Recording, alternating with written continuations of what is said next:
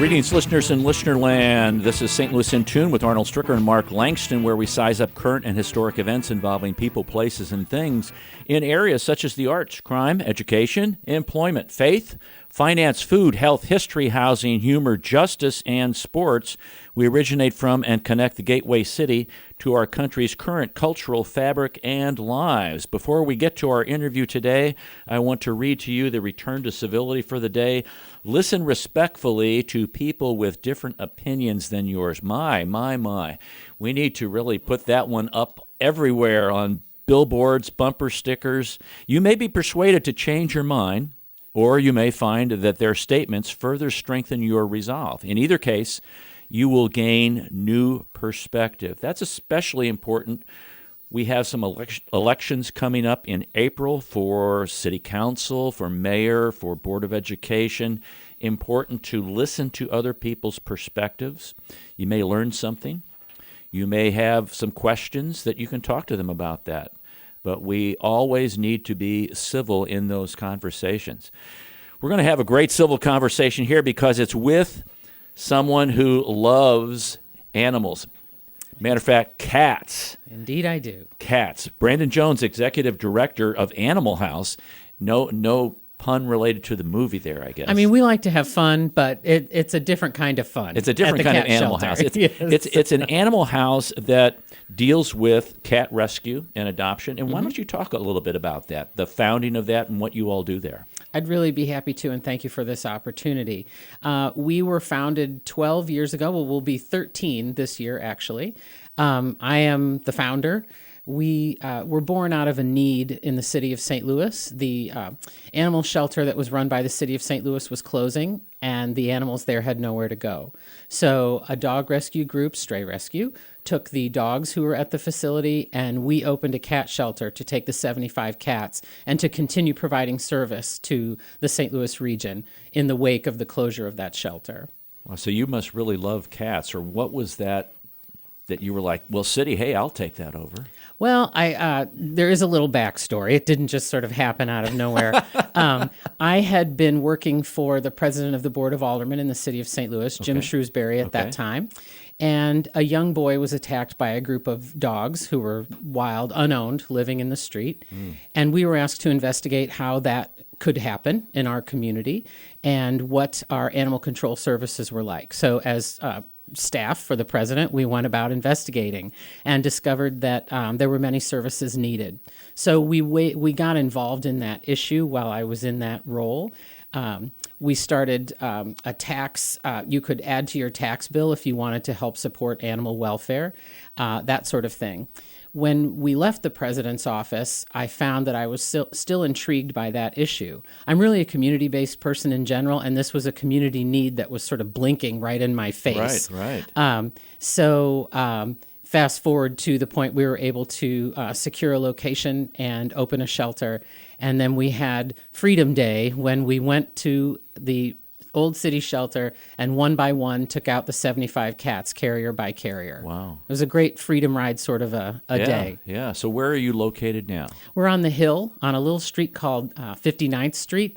It's one block east of Hampton, just south of 44. If you're familiar with the QT, the new QT over there, and the, what do I call it, the car wash over there, you're kind of just east of that. Directly behind them. Right. So the back of our building looks out at the car wash. Now, how many cats do you have now in there? We have, I think our count as of today is 227. Wow. We generally run from 200 to 250 at any given time. And are these, where do they come from? Because I think you have specific kind of criteria that you take cats in. We do. It's not geographic particularly. I mean, we focus on the St. Louis region, but we also work with many rural areas outstate Missouri. We really are focused on cats who have nowhere else to go. That's sort of the line I always use to describe it. If you look in your neighborhood, in your alley, if you're walking around, no doubt most people will see some cats out there. Some are feral, who are more equipped to live outside, but many of them are just lost cats or hard strays, as we call them, down on their luck. Yeah. So that sort of cat, those cats tend to get in fights and be injured and really have a lot of needs. And so it's our role to take them in, take care of all of those needs. We impose no time frame on any animal, so they're with us as long as they need to be until they can connect with a lifelong family. But really, having nowhere to go is the common link. Right. And so you put them up for adoption. You have on your website, the little adoption kinds of things. Yes, we do. Lots of teases to get people interested and suck them into these cute little faces. But adoption is our goal for everyone. And some cats are adopted right away. Some are adopted after a few months. Some need some work with a behaviorist or nutrition issues. So our time frames vary, but adoption is the plan for everyone. And you have a veterinarian that has worked with these cats to, like if they've been injured or something like that, to take care of them, to get them ready for adoption, correct? We have a great veterinarian. He is his own practice. It's City Cat Clinic on Forest Park Parkway at Taylor, near Barnes Hospital. They're an all-cat veterinarian practice, and we have found that serves our animals the best when the focus is on their needs. We love dogs, but they take up a lot of the energy in the room. So we, as cat advocates, seek out the best services specifically for cats. And you brought a little one with you today to kind of keep you company, right? I did. Yes, I did. Would you like to see her? Sure. Right. Tell us a little bit about her. Her name is Persimmon. Okay. We have to come up with a lot of names. So if anyone wants to go on our Facebook page and toss out some name suggestions, please do. She was found with 3 siblings at a few weeks old, living in a shed behind a house where the owner had died. So some kind neighbors were helping to see to the property and heard little meow, meow, meow. And it was these guys. They're now, I say there are 3 others, are 12 weeks old now. They were about 2 weeks old when they came to us. Wow. So when you get kittens like that or cats, you determine whether they've been neutered or spayed and before they go out for adoption, correct? Yes, I appreciate that question very much. There are all sorts of things we do make sure are taken care of before they're adopted. Spay neuter is one of the most important, but of course they receive their full course of vaccinations. They're microchipped. They are socialized. I see I have competition here at the microphone. Speak up there now, Persimmon. So we want to make sure that everybody's ready to go with all the healthy things that they need to start off their life in a wonderful way. We also provide follow-along services. So everyone who adopts a cat has the cell phone number of who they worked with at the shelter, the adoption coordinator. And the first 6 to 8 weeks with a new pet can be challenging. Well, at any point it can be a challenge. Right. We want to help to bridge that sort of somewhat tenuous transition time. So we're available to talk with anybody who's adopted a cat about what's going on and how to help.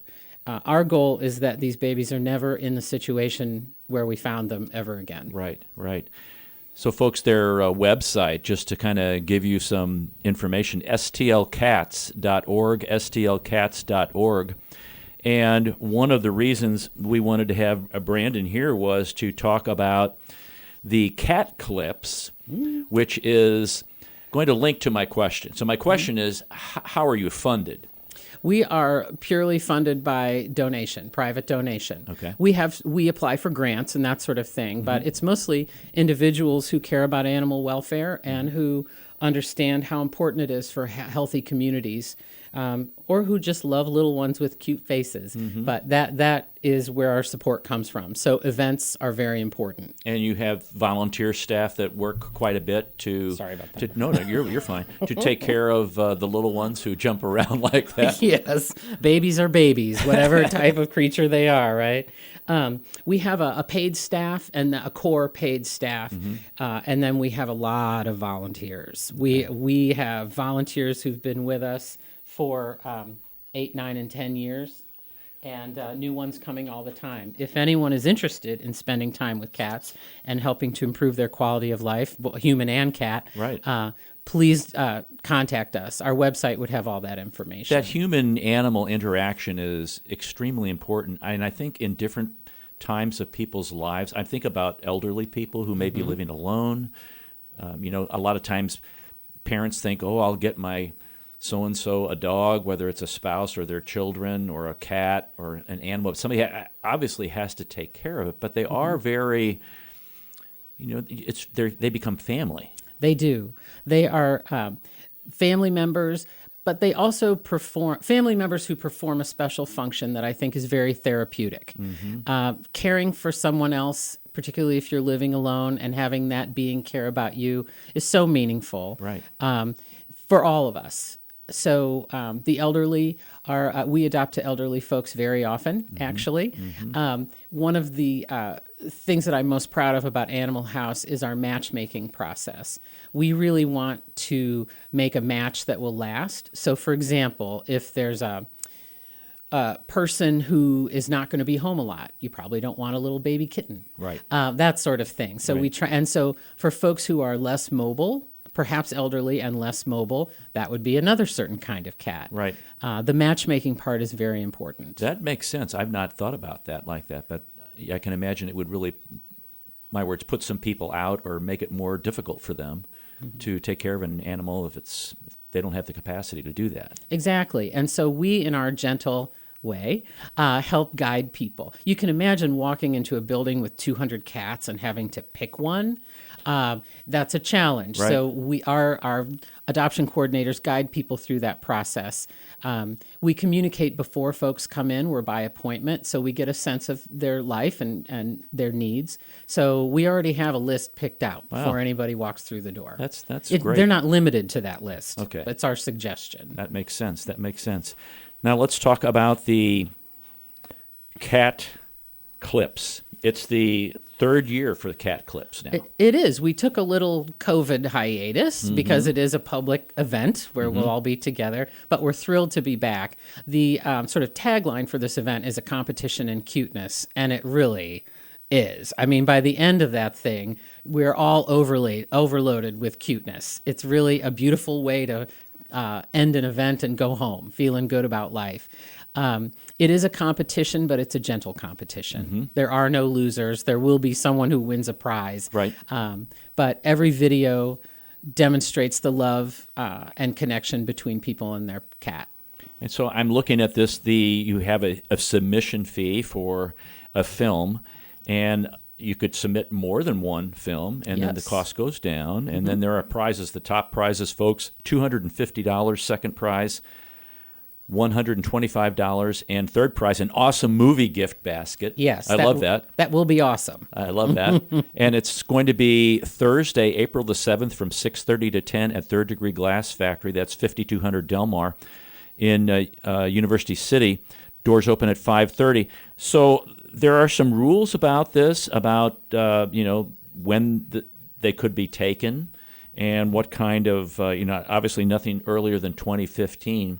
We were talking off air that there's all of these cat, dog kinds of things on Instagram that they're just hilarious. So describe some, we were talking about one in particular because I mentioned to Brandon, do kids participate in this? And you said, Why, yes, they do. We've had high school kids primarily, but our first year, a group of high school kids from Clayton High School were the winners. They put together an unbelievable short film, basically, with the cat as one world leader, dog as the other world leader, and the goal, they were heading to a summit to reach détente. So, and they still need to reach détente. Yes, we're still working on that. We also had a 10-year-old girl who won third prize, and her video was 4 seconds long, and it was a shot of a chair with a food bowl next to it, and a paw reached out and pulled the bowl underneath the chair. It was short and brilliant and hilarious, and she was 10. Wow. So, and obviously every other age group also participates, but we love the young folks. And they can't be more than 2 minutes 2 long. minutes, Right. which seems short, but it's really not. Right. It's really plenty. I was thinking a 4-second video. Wow. I know. How creative and thoughtful. I know. She's a very brilliant young lady. But some of the videos are, well, the goal is to demonstrate the warmth and importance of those relationships in our life. So some of the videos are not funny particularly, but they're beautiful. People enjoying time with their cats, throwing the ball, like just moments at home. Right, right. And we treasure those as well. Everybody leaves smiling and feeling good. So the third annual, do other cities do this kind of thing? Do you know? There are a couple of national things. Okay. The Walker Arts Center in Minnesota put together an artsier one with international cats who are well known from online. And that was beautiful. That was shown at the Contemporary Museum. Wow.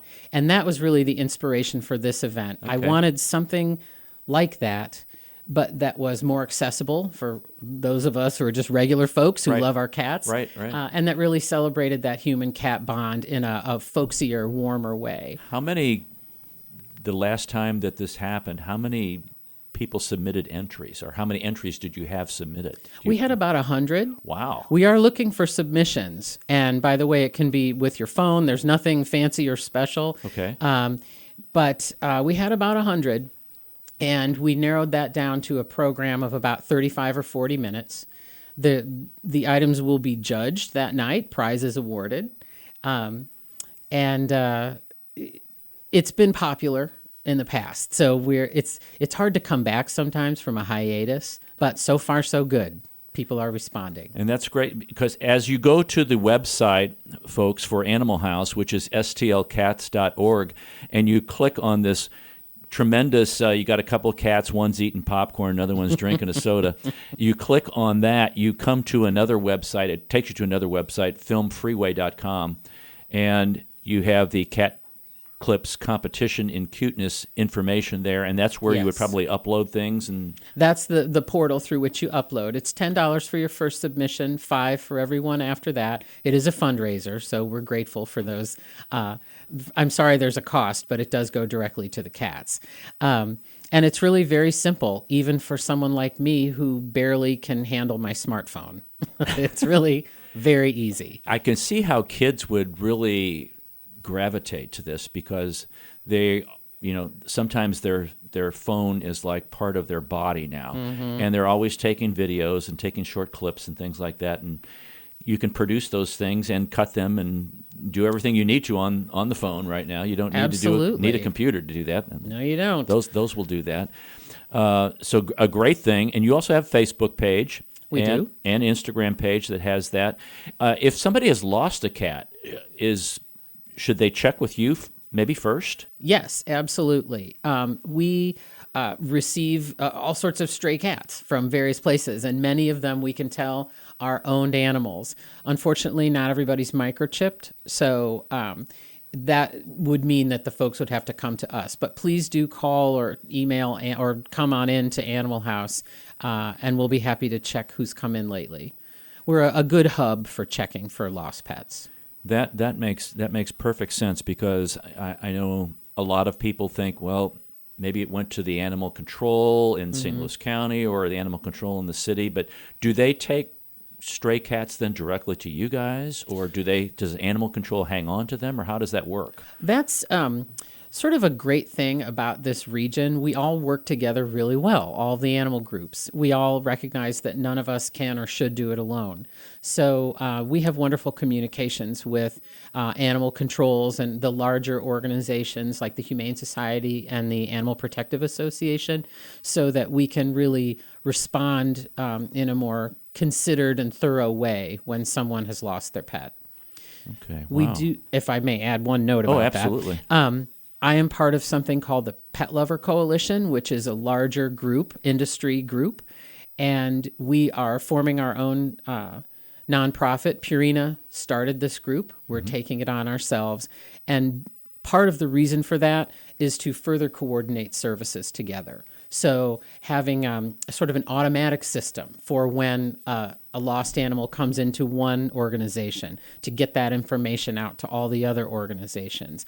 We really want to continue to work together more often and more deeply to save lives and get animals home faster. That makes sense, that there's a little bit better communication going on there. Has there been an increase of what I would call, for lack of a better word, stray cats, or the population that you have? Do you see a time in which the population goes up, or it goes down? Does it go up more in the wintertime when the weather gets cold, or what have you found over the course of time? I would say stray population,